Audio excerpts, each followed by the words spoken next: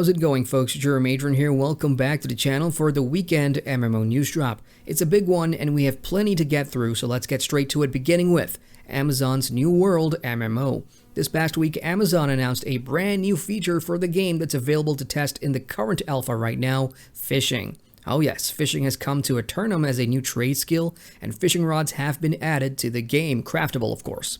To reflect this addition, fishing hotspots have been added throughout the world, and there's a total of 40 types of fish to catch, which can then be used to cook or as loot to find bait to catch rarer fish, and all of this is a progression for your fishing skill. That's not all though, as a new zone, Reekwater, has also been added into the alpha for level 58 to 60, featuring new enemy types and story quests to boot. The patch notes that dives deeper into both fishing and Reekwater on top of balance changes can be found in the pinned comment. Next up, two quick updates for the Elder Scrolls Online next, and first is that the upcoming Undaunted Celebration event has been moved to the 3rd of December, and it will run until the 15th. ZeniMax Online Studio states that the pushback gives the team more time to implement several fixes to dungeon performance and stability, which will be important for this event in particular. If you don't know what this is all about, this event lets you earn bonus rewards and glory for completing any of ESO's dungeons in-game, so it's farm time.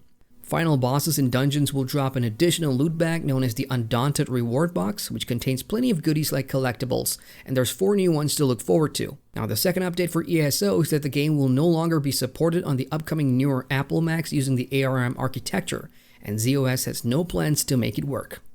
Onward, and World of Warcraft has released its Shadowlands Survival Guide video, launch cinematic, dungeon previews, and class primers all in the past week, which means only one thing, that the expansion is super close. We are less than a couple of days away from launch. The last week especially has been really frantic for WoW players, as the second part of the Shadowlands pre-event went live with more dailies to do in Icecrown, including the final story quest that rewards an achievement, and of course the invasion of Scourge zombie players in your faction's capital, causing a ruckus. If you've missed the main survival guide video, I've got the link below, and I'll see you guys at launch come next week. Up next, Final Fantasy XIV's next producer livestream is set for next week, but that hasn't stopped Square Enix from updating the patch 5.4 microsite, which is now live with all manner of new teasers. To recap, 5.4, known as Futures Rewritten, will continue the main story quests, introduce a new raid dungeon, Eden's Promise, and a bunch more which you can check out on the microsite, which does contain new images as well. Link can be found down below. Let's check in on upcoming MMORPG Pantheon, Rise of the Fallen next, and this past week Visionary Realms released their November's Producer's Letter, containing some good news which I'll summarize for you. All new gameplay footage will be revealed in the coming dev streams happening on the 3rd of December and the 17th of January, while the next pre-alpha tests will take place on the 5th of December, focusing on a few classes like Shaman, Wizard, and Dire Lord. So if you're eligible for these tests, you will need to select a time slot, so be ready for that. If you want to read the letter in full, which also contains a tribute to Brad McQuaid, you'll find the link in the pinned comment. Major news coming out of Lord of the Rings Online next, and this past week Standing Stone Games held a Q&A session stream about the current and future of the MMORPG. There is so much to unpack here, and I want to thank Justin over at Massively OP for compiling a perfect bullet point list summary, which I've linked below, but I'm about to shoot you some pretty important bits, so try to keep up. For future content and updates, a new zone is coming between now and the Gundabad expansion, which is currently aiming for a fall 2021 release. The new Brawler class will be coming with it. River Hobbits are coming to the game, but after the next expansion. Legendary items are being worked on for a revamp, and there won't be a console version, and a new legendary server is being planned, and as SSG admits, they dropped the ball with the Three Peaks communications. That's just like a quarter of the info from the stream, so check out the full thing if you play LOTRO. Elsewhere, if you've been thinking about giving ArcAge Unchained a try, Gamigo's buy-to-play version of ArcAge, you still have some time. Gamigo has announced this week its intention to extend the 72-hour free trial promotion until the 10th of December. All you need to do is use the voucher code FALLTRIAL altogether and in caps on Glyph, and your 72 hours of free playtime begins. Do take note, however, that if you've taken part in any previous free trials, you will need a new account to take part in this one. Next up, free-to-play MMO Albion Online has put out its November update preview, and there's good news all around. The upcoming updates will focus heavily on improvements coming to 2 gameplay features, Faction Warfare and Hellgates. For the former, Sandbox Interactive wants to get all Albion players, even those without large guilds, to experience the massive battles, and to do this, there's going to be changes to how faction conquest works and how points are achieved. Besides that, core system changes like killing blows being non-lethal in blue and yellow zones should encourage beginners or mid-level players to participate in the warfare. As for Hellgates, the proposed changes are to make them more accessible and engaging, with new rewards being added alongside a ranking system on top of a new 10 vs 10 mode. You can watch or read all about the changes in the link down below. Moving on, if you play Bandai Namco's Bless Unleashed on consoles, good news for you because the game has launched the Spear of Salvation content update for free this week on PS4 and Xbox One. You now have a new dungeon to play through, the Night Spire, a new lair, the Forgotten Sewers, and a new arena challenge which pits you against the Dune Tyrant. On the feature side of things, elemental weapons have been introduced in this update, increasing damage to foes across the board. But there's interesting things under the hood too, like a new fishing mechanic, updates to class leveling, and of course more story content. In Neverwinter, some big changes are being cooked up by Cryptic Studios that you should know about if you play their free-to-play Dungeons & Dragons MMO. According to the devs, they are implementing bonding runestones and companion changes in the near future that players, at least on social media, have been very vocal about. For bonding runestones, they will be retiring the feature entirely due to it never being able to match item level correctly, and players can exchange them for AD before this change goes live, and this is what most players are unhappy about. For companions, their influence mechanics will be going away as a stat. You can read up all about this, link down below. Funcom's Age of Conan MMORPG has announced a brand new content update this past week, the Skullgate Pass Onslaught.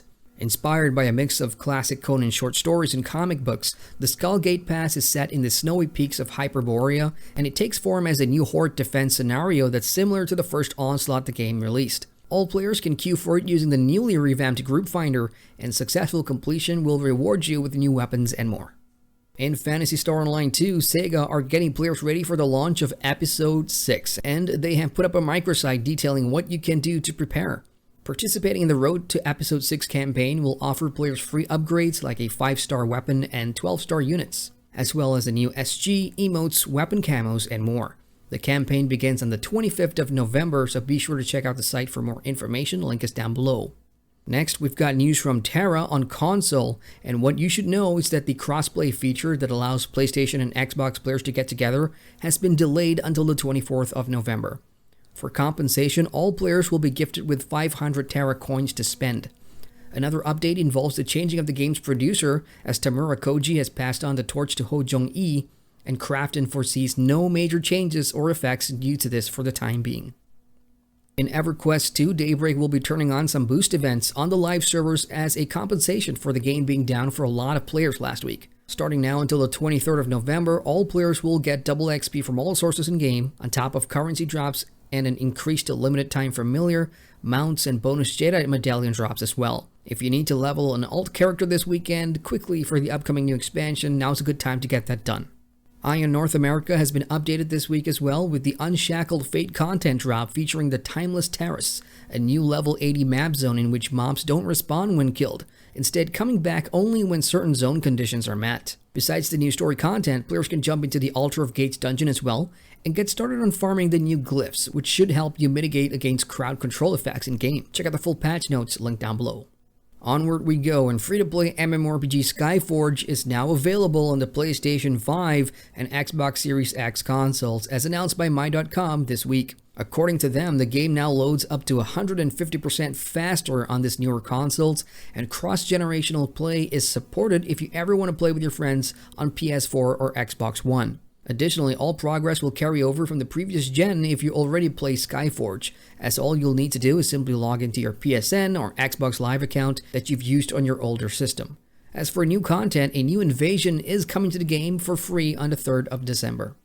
For fans of the MMO shooter PlanetSide 2, the big news this week is that the game is celebrating its 8th anniversary, and all players can participate in a special mission starting now until the 30th of November. Doing so will give you a platinum version of the NS-45 pilot pistol and a celebration decal, but that's not all because everyone can enjoy double XP until November 26th.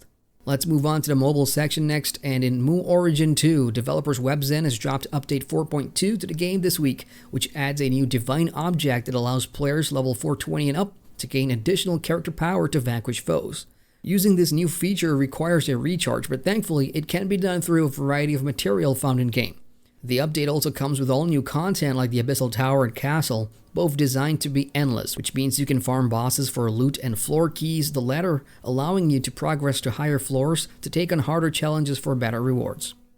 Let's wrap this up with the Not-so-MMORPG section now, starting with Warframe. In Warframe, the game's latest update has arrived on the PC this week, Deimos Arcana. You Thanos can now take your revenge on the infested, featuring an arsenal of new firepower at your disposal, such as the Bone Widow, among other weaponry. This content drop also improves Warframe's open-world gameplay in a variety of ways, and it now offers 4 deep new underground levels that lets you explore more during your vault bounties, hunting, and conservation journeys.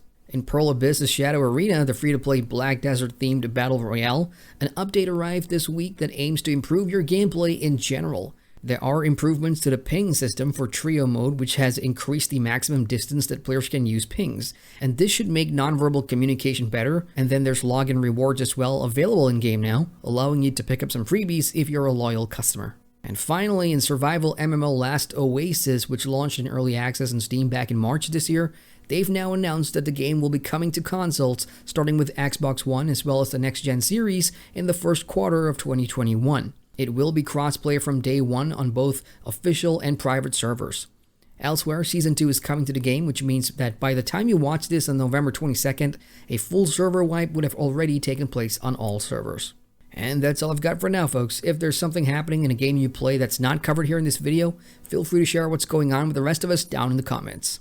Meantime, hit the like button for the love of MMOs, subscribe to the channel, and click on that bell icon which notifies you whenever a new video goes live. Once again, I'm Adrian, and I thank you for watching.